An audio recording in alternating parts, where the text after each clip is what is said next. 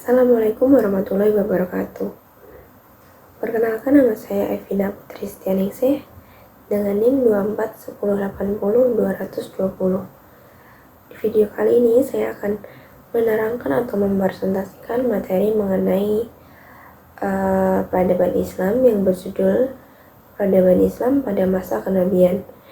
Masa kenabian yang dimaksud di sini adalah masanya Nabi Muhammad SAW. Langsung saja ke materi pertama. Yang pertama ada periode Mekah. Nabi Muhammad SAW itu lahir pada hari Senin tanggal 20 April 571 Masehi. Beliau merupakan bangsawan Quraisy dari Bani Hashim. Pada tanggal 17 Ramadan 611 Masehi, Malaikat Jibril itu menyampaikan wahyu yang pertama kepada Nabi Muhammad, yaitu surat Al-Alaq 1-5. Nah, di sini itu ada juga pendeta Nasrani yang bernama Waraqah bin Nawfal. Beliau berkata, inilah malaikat yang diturunkan Allah SWT pada nabi-nabi sebelummu. Dan setelah kurang lebih 2 tahun, Malaikat Jibril datang lagi kepada Nabi Muhammad dan memberi wahyu yang kedua, yaitu surat Al-Mudaththir ayat 1-7. Materi kedua ada tahap-tahap dakwah. Nabi Muhammad itu enggak langsung dakwahnya itu secara terang-terangan, namun dengan beberapa tahap. Tahap pertama yaitu beliau secara diam-diam di lingkungan keluarga dan sahabat dekat. Yang tahap kedua, beliau berdakwah kepada keturunan Abdul Muthalib. Dan yang terakhir, beliau baru dakwah kepada semua orang, semua masyarakat itu setelah wahyu Allah surat Al-Hijr ayat 94. Selanjutnya, faktor Quraisy menentang dakwah Nabi. Mengapa sih masyarakat Quraisy atau kaum Quraisy itu menentang dakwah Nabi? Yang pertama, para pemimpin Quraisy itu tidak dapat menerima ajaran tentang kebangkitan kembali dan pembalasan di akhirat. Selanjutnya, mereka tidak dapat membedakan antara kenabian dan kekuasaan. Yang ketiga, mereka itu juga takut kehilangan mata pencarian karena pemahat dan penjual patung memandang Islam sebagai penghalang rezeki mereka. Selanjutnya, Nabi Muhammad itu juga menyerukan persamaan hak antara hamba sahaya dan bangsawan. Yang terakhir, taklid kepada nenek moyang itu merupakan kebiasaan yang turun-menurun gitu maksudnya, bangsa Arab. Jadi kaum Quraisy ini sulit menerima dakwah dari Nabi Muhammad. Selanjutnya ini adalah materi tentangan kaum Quraisy. Kaum Quraisy ini menentang dan meminta Abu Thalib memilih salah satu di antara dua. Yang pertama yaitu memerintahkan Nabi Muhammad agar berhenti berdakwah, dan yang kedua atau menyerahkan Nabi Muhammad kepada kaum Quraisy untuk dibunuh. Selanjutnya, tantangan yang kedua ada budak-budak yang masuk Islam disiksa tuannya dengan sangat kejam. Selanjutnya, para pimpinan Quraisy menyuruh setiap keluarga untuk menyiksa anggota keluarganya yang masuk Islam sampai dia murtad kembali atau keluar dari Islam. Selanjutnya, tidak seorang pun penduduk Mekah diperkenankan melakukan hubungan jual beli dengan Bani Hashim.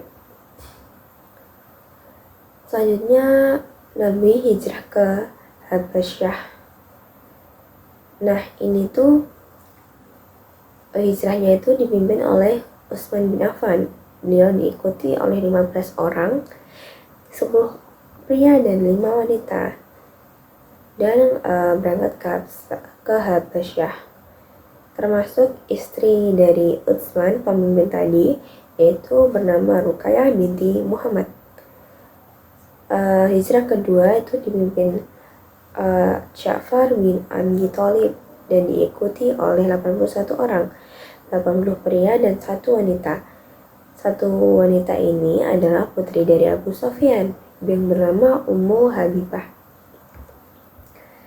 Selanjutnya ini adalah disebut dengan tahun kesedihan karena Nabi Muhammad ditinggal wafat oleh Abu Thalib dan Khadijah. Pada tahun 10 kenabian, Abu Thalib itu kita tahu ya, beliau merupakan pelindung utama Nabi Muhammad dan beliau meninggal dunia dalam usia 87 tahun. Selanjutnya 3 hari setelah Abu Thalib meninggal, Khadijah istrinya itu menyusul dalam usia 85 tahun. Nah, ketika Nabi Muhammad berdakwah ke Taif, beliau juga diejek, disoraki, dilempari batu, bahkan sampai terluka di bagian kepala dan badannya. Selanjutnya, sekarang ada periode Madinah. Nabi selanjutnya hijrah ke Yathrib dan beliau membangun sebuah masjid pertama kali di Kuba. Yang ketiga,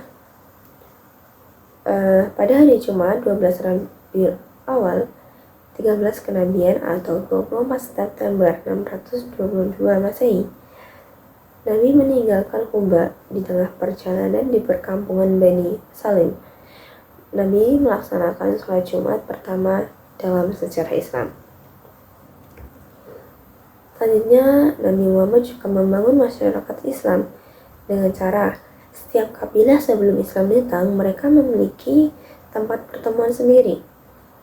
Namun, Nabi menginginkan agar seluruh umat Islam hanya memiliki satu tempat pertemuan, yaitu di Baitullah. Selanjutnya, Nabi juga mempersaudarakan antara golongan muhajirin, ini sebutan untuk muslim asal Mekah, dan kaum Ansor, muslim Madinah. Selanjutnya ada Konstitusi Madinah.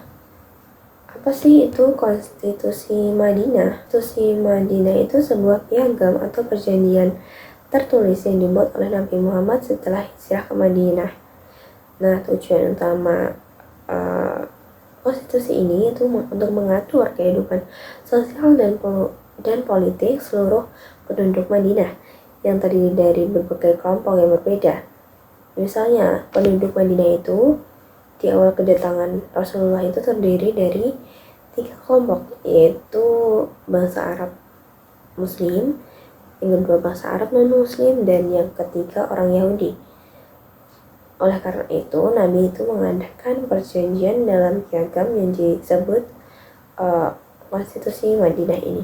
Isi perjanjiannya yang pertama ada semua kelompok yang menandatangani piagam merupakan suatu bangsa.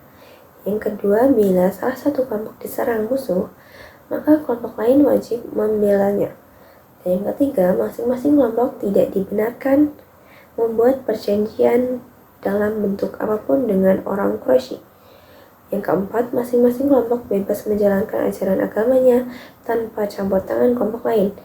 Dan yang kelima, kewajiban penduduk Madinah baik kaum muslimin, non-muslim, ataupun bangsa Yahudi itu saling membantu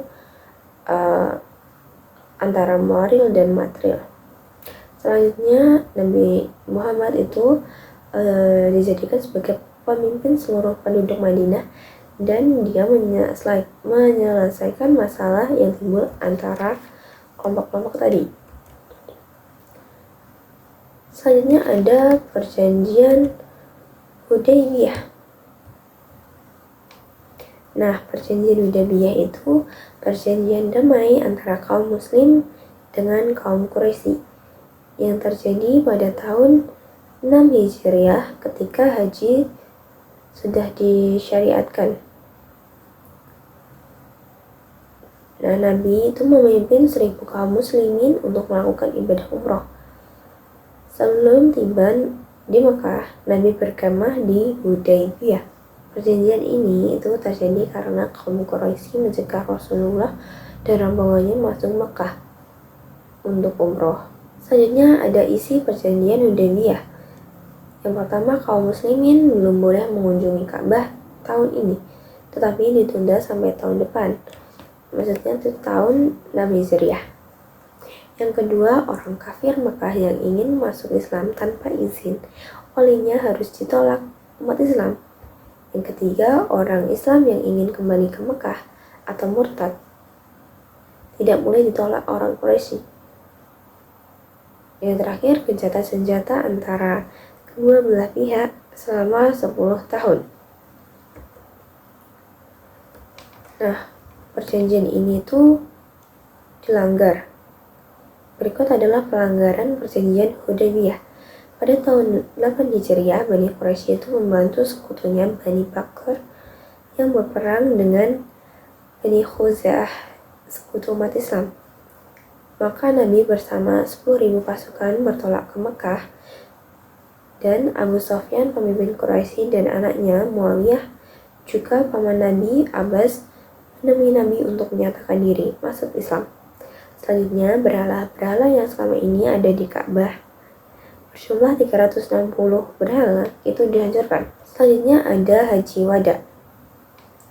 Tahun 10 Hijriah, Rasulullah itu menunaikan ibadah haji yang pertama dan terakhir yang dikenal dengan Haji Wada. Khutbah Haji Wada itu ada 10. Yang pertama, jangan menumpahkan darah kecuali dengan hak. Yang kedua, jangan mengambil harta orang lain dengan batil. Yang ketiga, jangan riba dan menganiaya. Dan yang keempat, jangan balas dendam dengan tebusan dosa.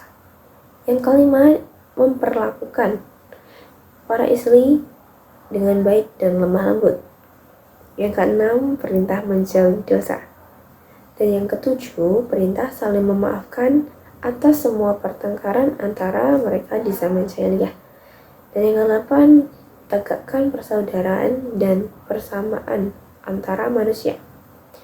Yang kesembilan, perintah memperlakukan hamba sahaya dengan baik. Yang terakhir, perintah harus dipegang teguh kepada Al-Quran dan Sunnah. Selanjutnya ini adalah ketika Nabi wafat. Nabi wafat itu pada hari Senin 12 Rabiul Awal 11 Hijriah dalam usia 63 tahun di rumah istrinya Aisyah. Nah, Abu Bakar itu membacakan ayat Al-Quran yaitu surat Al-Imran ayat 144 dan berpidato bahwa, wahai manusia, barang siapa memuja Nabi Muhammad, maka Nabi Muhammad telah wafat. Tetapi barang siapa yang memuja Allah SWT, maka Allah SWT hidup selama-lamanya. Sekian video kali ini, sekian presentasi saya. Wassalamualaikum warahmatullahi wabarakatuh.